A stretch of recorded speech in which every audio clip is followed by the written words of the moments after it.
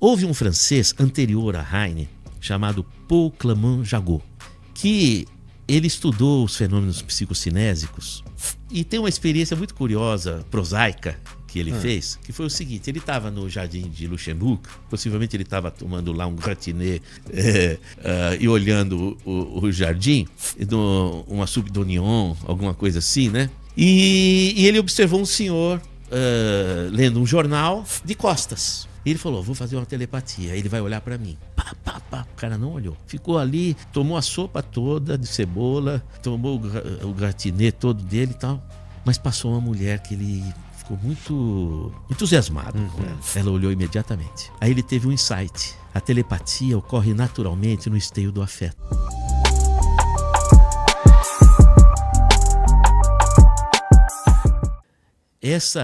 A ciência, ela precisa rever os seus métodos. A gente chama de epistemologia. Entende? Então, vamos dizer assim, todo o conhecimento que está sendo trazido para a inteligência cognitiva, ela precisa também atingir o coração, senão ela não atinge a individualidade da pessoa. O processo de aprendizado, ele é completamente ligado ao afeto. Uma criança não aprende se o professor não é afetuoso. Porque é o esteio do afeto que faz você assimilar. Você sabe uma coisa curiosa? O Joseph Heine e a Louise Heine, da Universidade de Duke, que foram que fundamentaram a parapsicologia, eles pesquisaram a telepatia no laboratório. Então, o fenômeno telepático era estudado, entre outras formas, por exemplo, com cartas de baralho, e um estava pensando, sei lá, num ás de paus, e o outro descobria pela telepatia. É lógico que ele descobriu que a telepatia é um fenômeno anômalo, ocorre raramente. Não é? Mas houve um francês anterior a Heine, chamado Paul Clément-Jagot,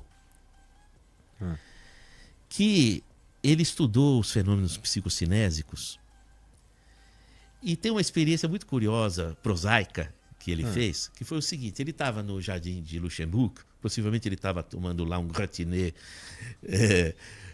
e olhando o jardim, uma soupe d'oignon, alguma coisa assim, né?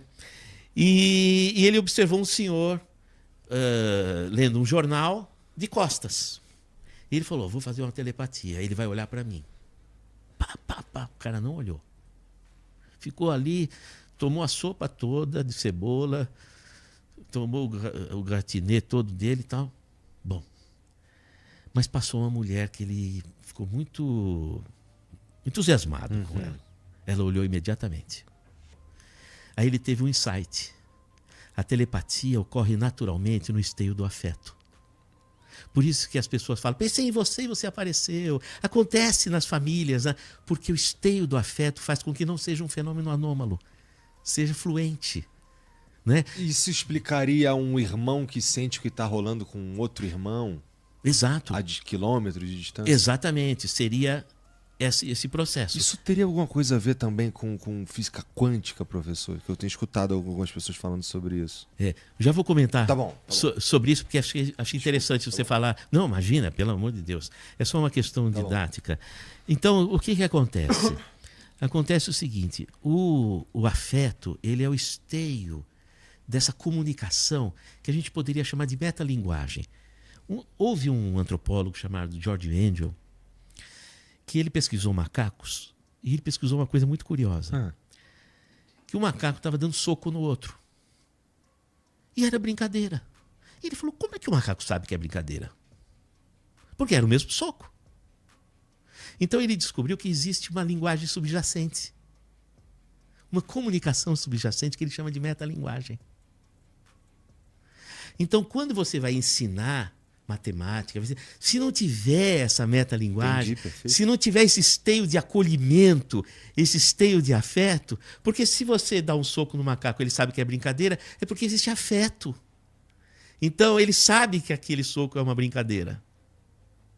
Então, esse esteio do afeto, ele fundamenta o processo do aprendizado. Tá? Então, na escola, você precisa de se preocupar com a formatação desse esteio do afeto para que haja o potencial de assimilação do aprendizado, não é usar Ritalina. A verdadeira Ritalina é a construção de tecidos de afeto, de redes afetivas. Tá? Bom, esse elemento afetivo, a ciência não tem como abrigar um conhecimento sobre isso. Isso é uma coisa vivencial. E isso envolve você reconhecer as singularidades de cada pessoa, de cada criança, de cada adolescente, de cada pessoa. Reconhecer e falar, olha, você tem o seu espaço para o seu jeito. Então você formata um espaço de afeto. Então o que acontece? A ciência, ela corta pela média. É como se chegasse um hóspede na tua casa, a cama é grande, corta a perna dele e vai caber na cama. Entendeu? É o Procrustra que fez isso. Então a ciência está fazendo isso, ela está fazendo o procedimento de Procrustra. Você entra, se a cama é grande, corta a perna, você fica perfeitamente encaixado na cama. Então, a gente precisa entender que conhecimento abraça outros padrões epistemológicos ou metodológicos, como é o padrão vivencial. E onde você tem o acolhimento, o território que tem o acolhimento das diferenças é a arte. Porque na arte, o diferente que é o interessante, a novidade que você traz da sua singularidade. Porque o processo criativo, ele é sui generis. Ele é completamente acoplado à sua individualidade. Então, esse espaço de arte, num século que nós estamos chamando por acolhimento de diversidades, é o grande território de expressão.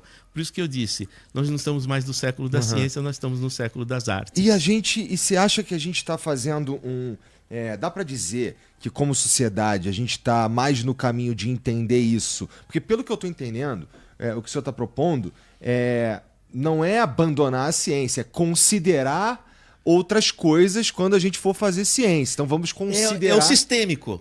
É você considerar a conjunção desses saberes. Que é mais ou menos o que o nosso querido Russell Wallace estava fazendo no trabalho dele.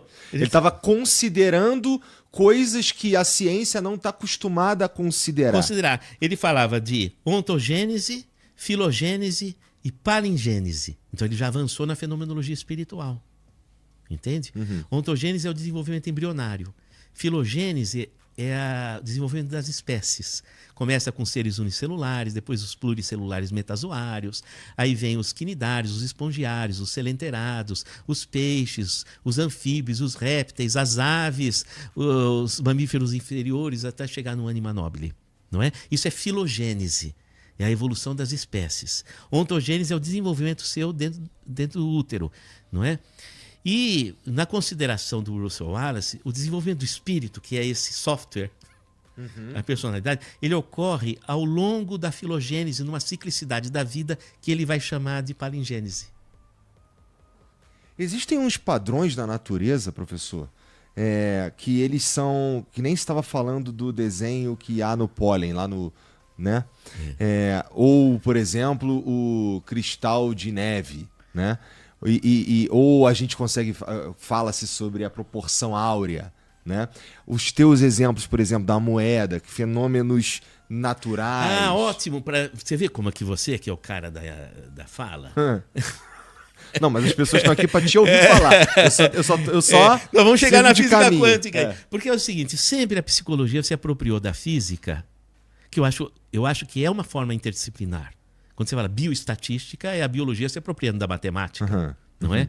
A psicologia sempre usou conceitos da física para o entendimento da realidade, não é? Então, por exemplo, a catarse, o fluxo de ideias, peso da vida, são fenômenos físicos que procuram traduzir fenômenos psicológicos, que isso é muito usual. Quando avança para a física de partículas, para a mecânica quântica, onde as leis de funcionamento são outras, também a psicologia pode utilizar desses conceitos para tentar entender, não é? Numa expansão de compreensão daquilo que são as leis que regem a matéria, numa forma de criar as metáforas para o entendimento do psiquismo. Isso a psicologia sempre fez. E hoje existe uma tendência de chamar os conhecimentos da física quântica. Eu acho isso legítimo. Tá. Muita gente fala de uma pseudociência no que diz respeito a esse engajamento, mas eu considero que é a maturação de um corpo de ideias que precisa se desenvolver, sabe? Que é essa interdisciplinaridade, onde dentro da mecânica quântica você encontra muito espaço para estudo de consciência. Perfeito. Sim. Especialmente. E ainda estamos à procura, ó, a gente se acha tão inteligente, 2026, estamos construindo um telescópio para estudar energia escura, não sei o quê, mas a gente ainda não conseguiu unificar a física, né? Ah, isso daí eu tenho uma teoria. Ah, é? Vamos lá então, adoro. Quem sou eu? Não, mas vamos. Mas é uma conversa. Não é? Eu também tenho. Eu acho que foi aí que Deus, entre aspas, sacaneou a gente. Entendeu? Mas vamos lá, deixa eu te ouvir. Depois eu. Então, eu acho o seguinte. Veja, busca-se uma equação do tudo. Entendeu? Aí chega-se na partícula de Deus, os bósons de Higgs. Não é? Na minha ignorância física, perdoem-me os físicos, mas é só uma elucubração infantil minha. As partículas, subpartículas atômicas, sei lá, 17 partículas, elas seriam estáticas se não fosse os bósons de Higgs. Os bósons de Higgs permitem a movimentação das partículas. Parece que é o esteio onde a matéria se organiza. Então, é natural se pensar que se existe uma consciência que dirigiu a estruturação do tudo, ela está movimentando esses bósons de Higgs. Não é? Deus movimenta os bósons de Higgs. Por isso que não existe oposição entre a existência de uma consciência criadora, que se chama de Deus, e a ciência. Não existe. Toda a matemática que a ciência tenta estudar através dessas constantes, não é? O número φ, o número π, a constante de Planck, todas essas matemáticas do universo são matemáticas de uma consciência. Você não vai pensar que surgiu a inteligência, como nós estamos expressando aqui, cada um de nós, do nada. Porque existe uma... Aí eu pegaria pela física clássica, não é? A todo efeito existe uma causa. E a causa é proporcional ao efeito. Se o efeito é inteligência, a causa tem que ser inteligente, por lógica dedutiva. Isso é uma lei da física. Então, existe uma consciência inteligente. Ora, junta-se todas as universidades e você não consegue ainda chegar em todas as equações da natureza. Perfeito. Que consciência é essa? Que sabe todos os algoritmos e faz isso tudo funcionar? Que força é essa? Inclusive, existem coisas que nem a gente não consegue computar. Exatamente. Né? Aí nós vamos... O radiotelescópio de energia escura é o tapa na cara de quem achava que sabia alguma coisa. Entende? Nossa, é urgente. Gente, eu vou falar aqui, fazer uma propaganda. Vai. É urgente que os professores se informem a respeito do universo que não se conhece nenhuma equação matemática, que informem os jovens e as crianças. É urgente que a nossa comunidade apoie o funcionamento do radiotelescópio de energia escura. Que essas minhas palavras cheguem no Congresso, os políticos que apoiem esse radiotelescópio. Porque é um horizonte extraordinário você olhar para aquilo que não se conhece nada, para que nós entreguemos um estímulo para as nossas crianças. Vão atrás para as nossas gerações. Isso é fundamental, a gente reposicionar, sair da ideia de que todo conhecimento já está na nossa mão, que a ciência provou tudo e tal. Nada disso.